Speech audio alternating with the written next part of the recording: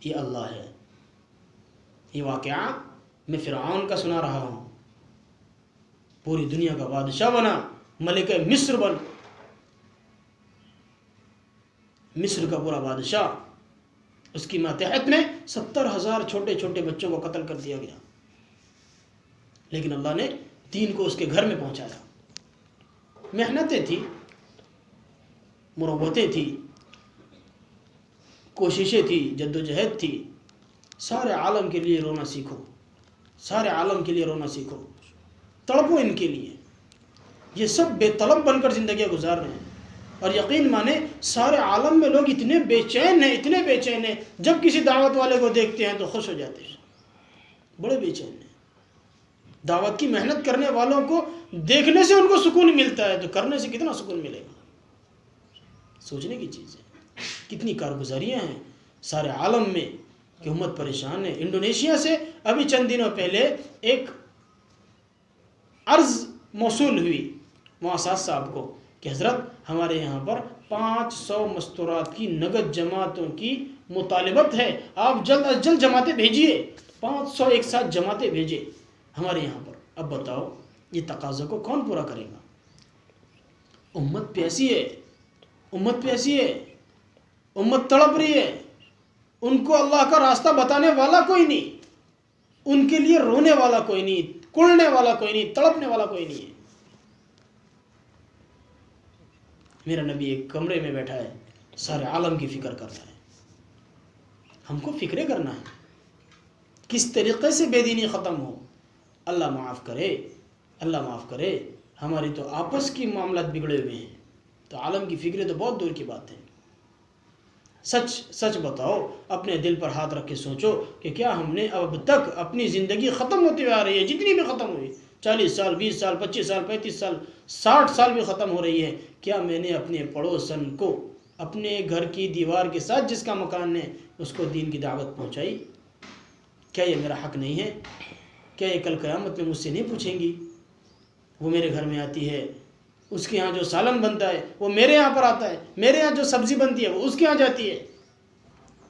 کبھی اس کے یہاں مہمان آ جائے، کھانا اچھا بن جائے تو وہ ہمارے یہاں بھیج دیتی ہے، ہمارے یہاں مہمان آئے تو ہم کھانا بناتے ہیں تو ان کے یہاں بھیج دیتے ہیں. کبھی تعلیمی معاملات میں اور دینی معاملات میں بھی ہم نے عدل بدل کیا کہ نہیں کیا؟ کیا یہ ان کا حق نہیں ہے؟ وَلِلْجَارِ عَلَيْكَ حَقٌّ، اور تیرے پڑوسی کا بھی تجھ پر حق ہے. یہ حق ہے دنیاوی اعتبار سے بھی، دینی اعتبار سے بھی. اپنے اخلاق کو عمدہ کرو، امت کے لیے رونا سیکھو. نیت کرو کہ آئندہ سے ہماری آنکھوں سے اگر آنسو نکلیں گے تو صرف اللہ کے دین کی خاطر. ہم کسی کے لیے نہیں تڑپیں گے، اپنی اولادوں کے لیے نہیں تڑپیں گے. کوئی قربانی نہیں ہے یہ اتنی بڑی جتنی صحابہ نے دی ہے. بچوں کو چھوڑ دینا بہت بڑی بات نہیں ہے. تم نے 40 دن کے لیے بچوں کو چھوڑا، خدا کی قسم صحابہ کرام نے زندگی بھر کے لیے بچوں کو چھوڑا ہے. صحابہ نے زندگی بھر کے لیے بچوں کو قربان کیا ہے. دین کی اہمیت سامنے تھی اور اللہ کی محبت ان کے دلوں میں راسخ تھی. دین ایسا پیوست ہو گیا تھا کہ ماں اپنے بیٹے کو سمجھا رہی ہے، دیکھو جی بیٹا، دیکھو بیٹا، چاروں بیٹوں کو بٹھایا ہے اور دیکھو کل صبح جنگ ہونے والی ہے. یہ دین کی خاطر تم کو قربانیاں پیش کرنی ہوں گی.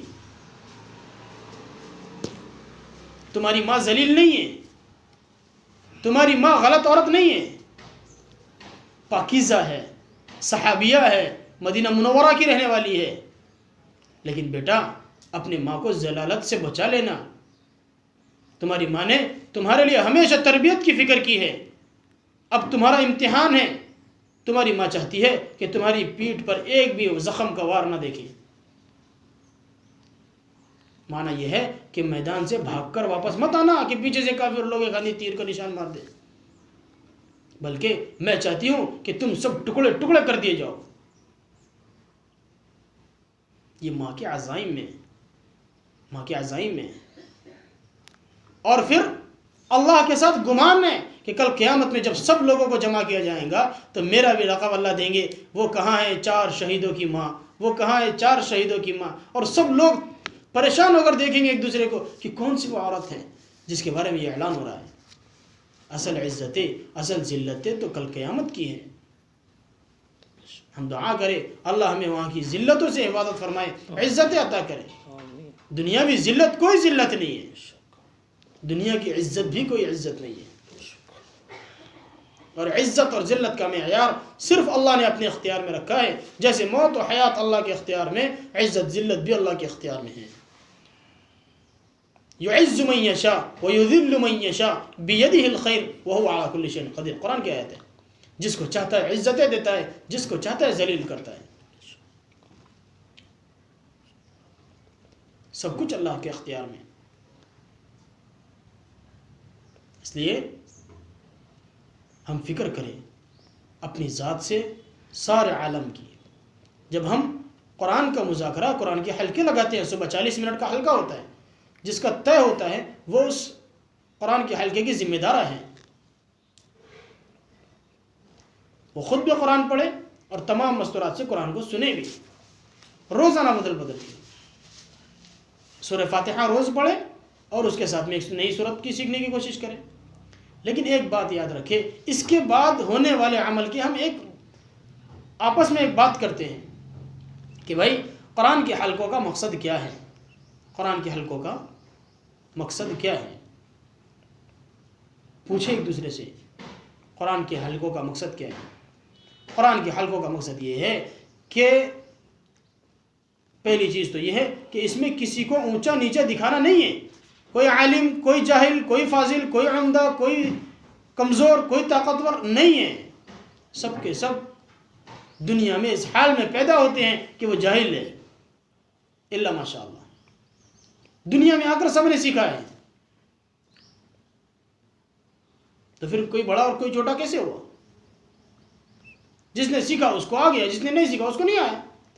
تو جس نے نہیں سیکھا وہ سیکھے اور جس کو آ گیا وہ سکھائے. خیرکم من تعلم القرآن وعلمہ. اللہ کے وسلم نے فرمایا تمہیں بہترین وہ ہے جو قرآن کو سیکھے اور سکھلائے.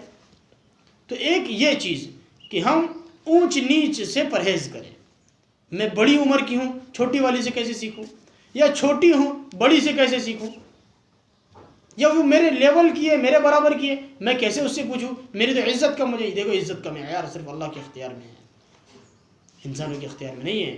اگر انسانوں کے اختیار میں ہوتا تو جو اس سے محبت کرتا وہ اس کو عزت دیتا، جو نفرت کرتا ان کو ذلیل کرنے تک پھرتا رہتا. یہ اللہ نے اپنے اختیار میں رکھا. جس کو اللہ چاہتے ہیں عزت دیتے ہیں، جس کو اللہ چاہتے ہیں ذلیل کرتے ہیں. کہنے کا مقصد یہ ہے کہ اس کے بعد ہم جب مقصد بیان کرتے ہیں کہ قرآن کے حلقوں کا مقصد کیا ہے، تو قرآن کے حلقوں کا مقصد یہ ہے میری اپنی ذات سے لے کر سارے عالم میں میری اپنی. یہ مقصد لکھ لیا کرو. کچھ چیزیں ایسی ہوتی ہیں آپ قلم کاپی لے کر ہمیشہ بیٹھا کرو مذاکرے میں. کچھ باتیں ہوتی ہیں جس کو لکھنا ضروری ہوتا ہے. بات ضروری نہیں ہے کہ بار بار ذہن میں آ جاوے اور اس کو بتا دیا جاوے. کبھی اللہ ذہن میں ڈال دیتے ہیں تو بات سامنے آ جاتی ہے، اس لیے لکھ لیا کرے تاکہ آسانی ہو جاوے. تو تعلیم کے حلقوں کا مقصد یہ ہے کہ ہمارے دل اثر لینے والے بنے. لیکن قرآن کے حلقوں کا مقصد یہ ہے کہ میری اپنی ذات سے لے کر سارے عالم میں قرآن کریم کی تعلیم کو عام کرنے کی محنت عام ہو جائے. کس طریقے سے ایک ایک عالم میں بسنے والا اچھے سے اچھا قرآن پڑھنے والا بن جائے. قرآن کب پڑھے گا؟ جب ہم اپنے گھروں سے نکلیں گے، سارے عالم میں چلیں گے، پھریں گے. جیسے صحابہ پھرے ایسے ہم کو پھرنا ہے. حضرت علی رضی اللہ تعالیٰ عنہ رہنے والے مکہ کے، ہجرت کیا مدینہ منورہ میں اور قبر بنائی بصرہ میں، عراق کے اندر.